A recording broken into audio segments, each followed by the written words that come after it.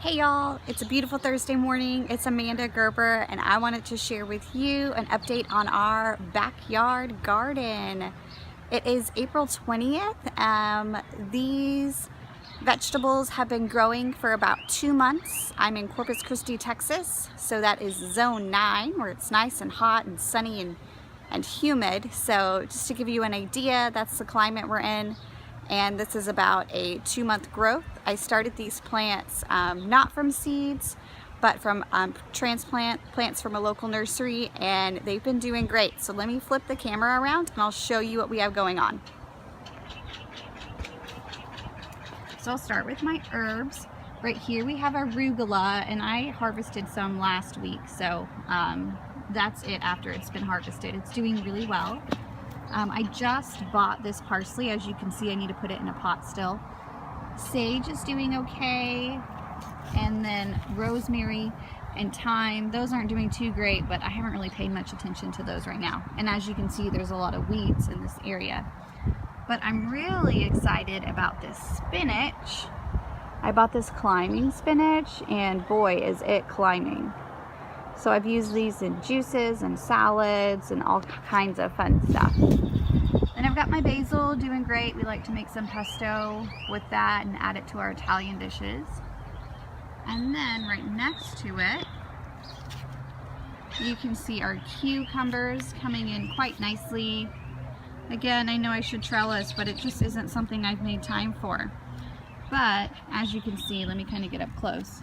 We do have some good sized cucumbers all throughout the plant. So I am excited about those. I haven't harvested them yet though. I'm kind of waiting to see how much bigger they get. Here are my bell pepper plants. I told you last time a couple of my kids picked some, but here's one that's growing slowly but surely. Oh, on the bottom you'll just see eggshells. Somebody told me that eggshells are good for those tomato hornworms, so I put some eggshells down to kind of protect my plants. Here are the tomatoes. I did mention a couple weeks ago that there was a lot of damage done to my tomato plants by those worms, so this is them kind of like restarting because I did lose some production. But look, you can see some nice sized tomato coming in. And these are all the same variety. I went with the Better Boy tomatoes. Next year I'll probably get this garden a little bit bigger and do some different varieties and things like that. But that's what we've got going on. We've got some green tomatoes coming in, so I'm excited about that because there's really nothing tastes better than a good homegrown tomato. And let's move on here. So this is my bell pepper plant that I haven't seen anything really come from. I see blossoms here and there, but no fruit yet, so I'm not too sure what's going on with it. But again, this isn't something like I spend a ton of time on every day. I basically just come out and water it and then kind of weed it on the weekends.